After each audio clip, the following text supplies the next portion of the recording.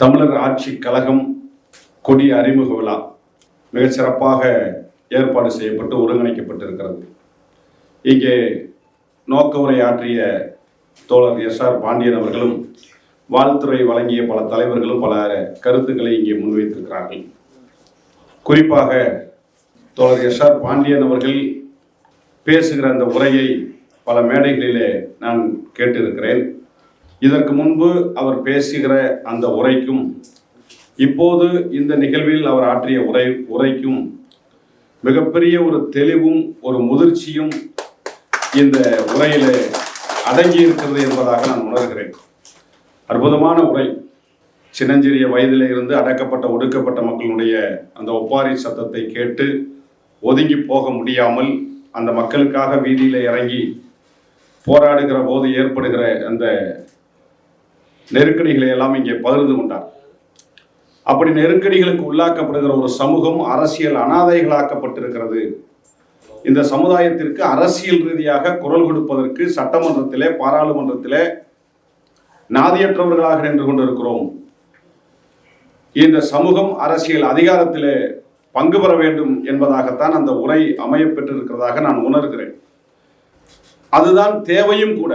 ஏனென்றால் ஒரு இயக்கம் அல்லது ஒரு கட்சி ஏன் தொடங்க வேண்டும்? அவர் கூட சொன்னார்கள், எங்கள் இந்த தேவேந்திரகுல மக்கள் முன்னேற்ற பேரவையாக இருக்கிற போதோ அல்லது எஸ்.ஆர். பாண்டியன் என்கிற எண்ணையோ இந்த சமூகம் ஒரு சாதியினுடைய குறியீடாக அடையாளமாக பார்க்கக்கூடிய ஒரு சூழல் இருக்கிறது என்பதாக அவர் வேதனையோடு செய்திகளை பதிவு செய்தார். அதுதான் நிதர்சனமான உண்மையும் கூட.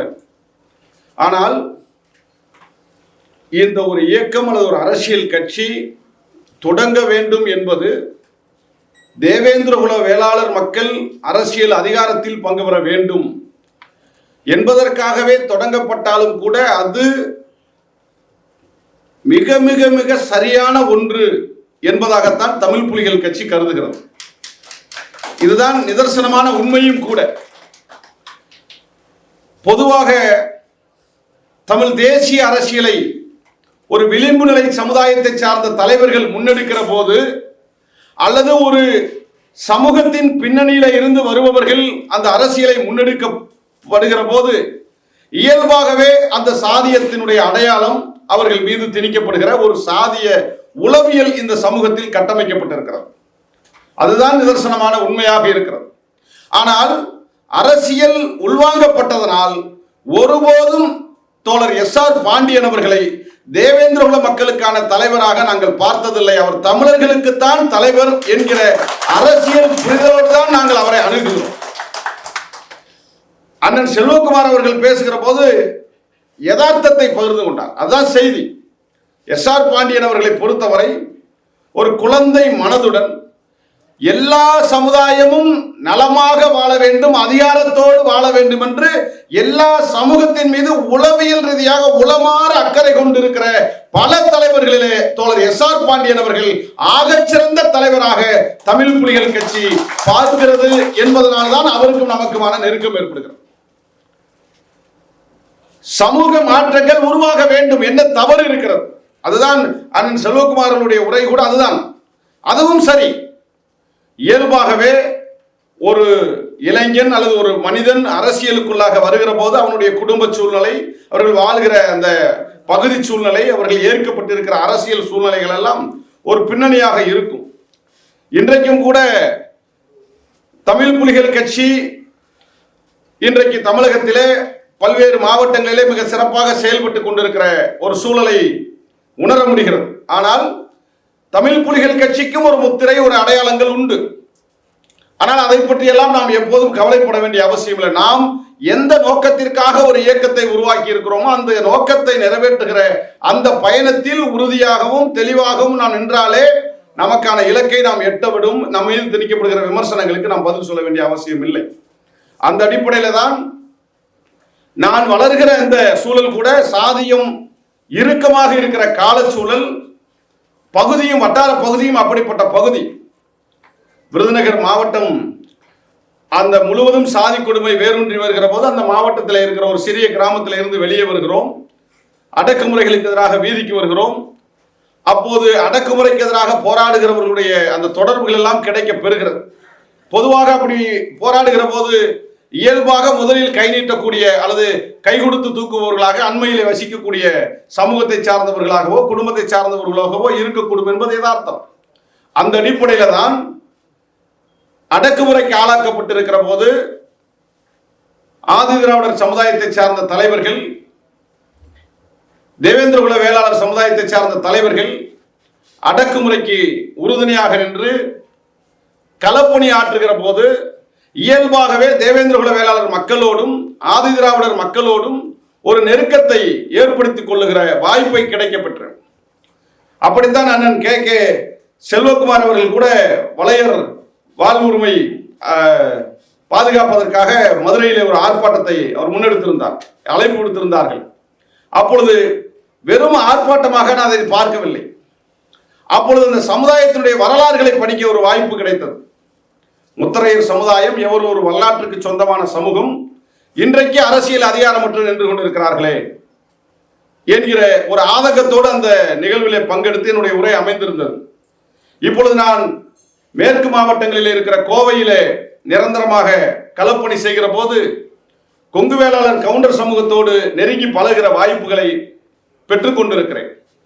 கொங்கு வேளாளர் கவுண்டர்கள் என்றாலே என்கிற ஒரு முத்திரை இருக்கிறது, தேவேந்திரகுல வேளாளர்கள் என்றாலே ஒரு முத்திரை இருக்கிறது.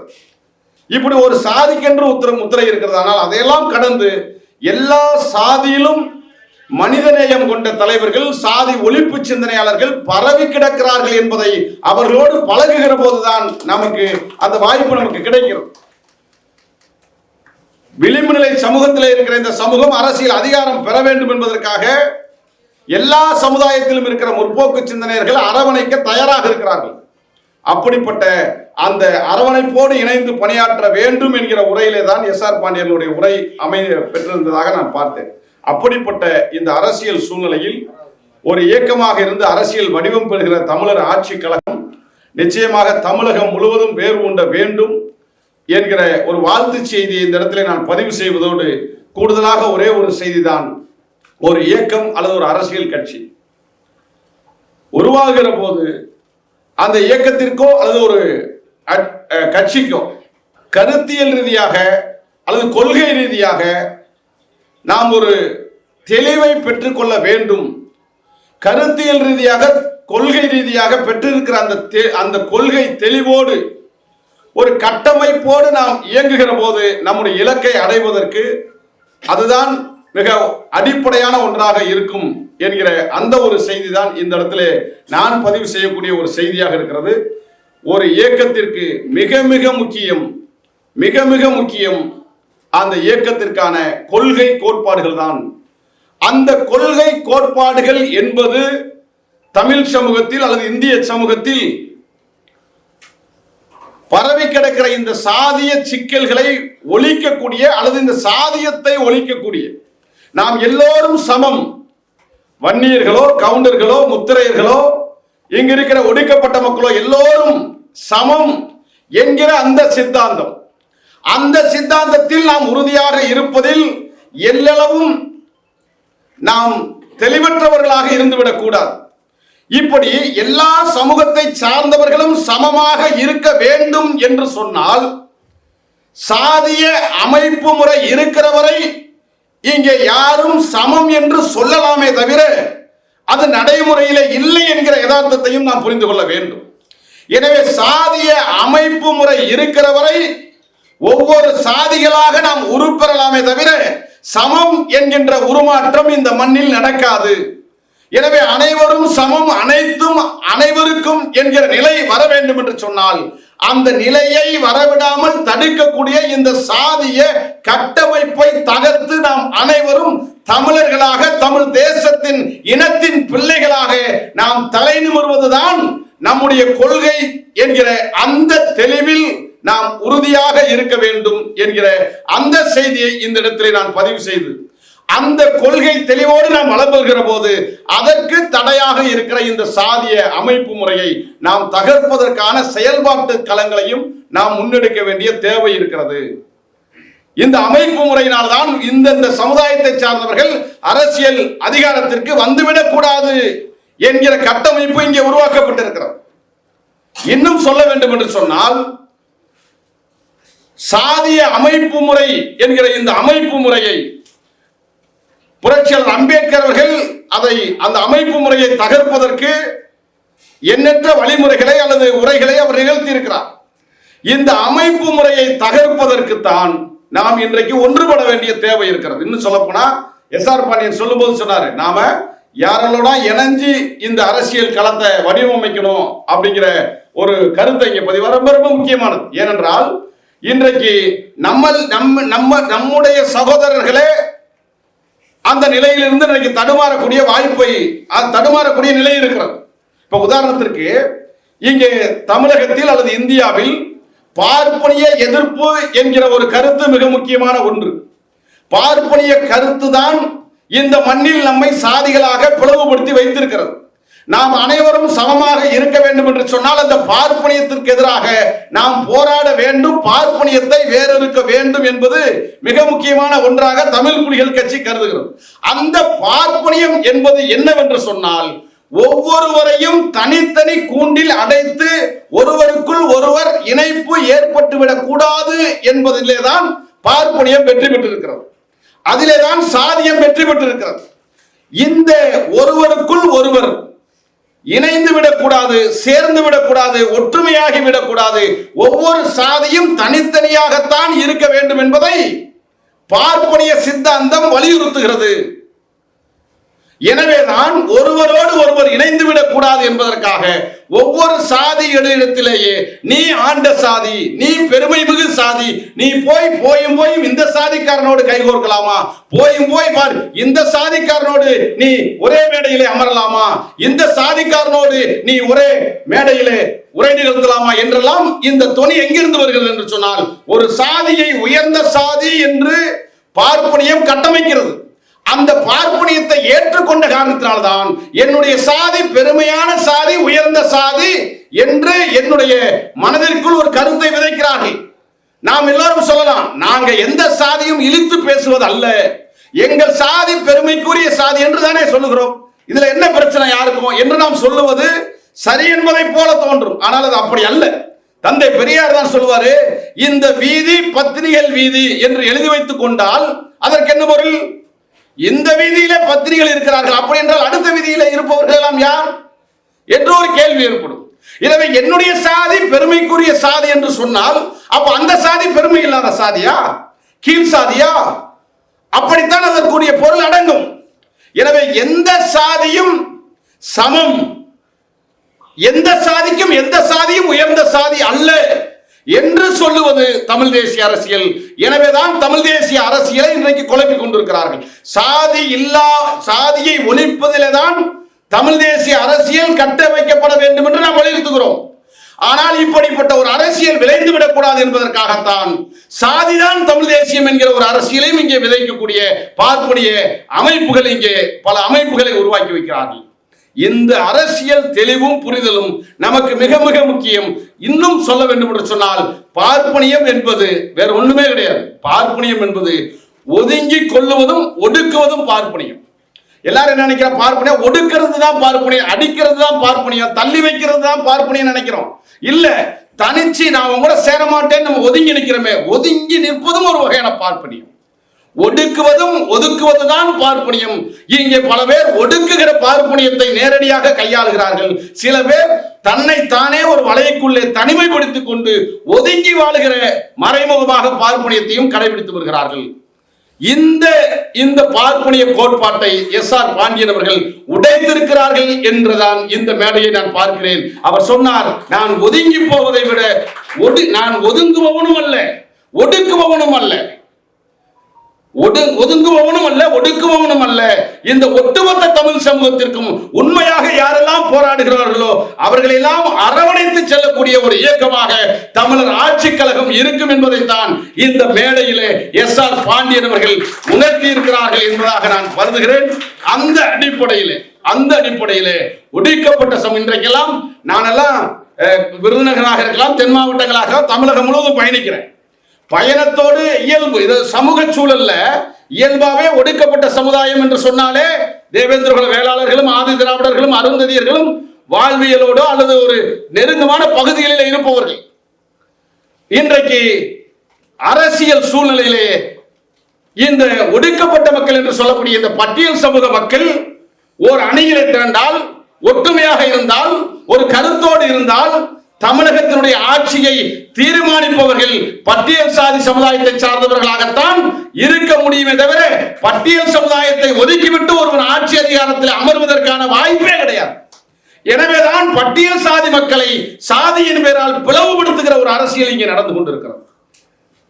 பட்டியல் சாதிக்குள்ளேயே ஒரு சாதி இன்னொரு சாதியோடு நெருக்கமாக உறவாடுகிற வாய்ப்புகளை மறுக்கிற எதிர்க்கிற ஒரு அரசியல் இங்கே விதைக்கப்பட்டிருக்கிறது. அப்படிப்பட்ட ஒரு காலத்தை, அப்படிப்பட்ட சூழலை எல்லாம் மாற்றி அமைத்து தமிழர்கள் அனைவரும் சாதியை கடந்து ஒரு அணியிலே அமர வேண்டும்.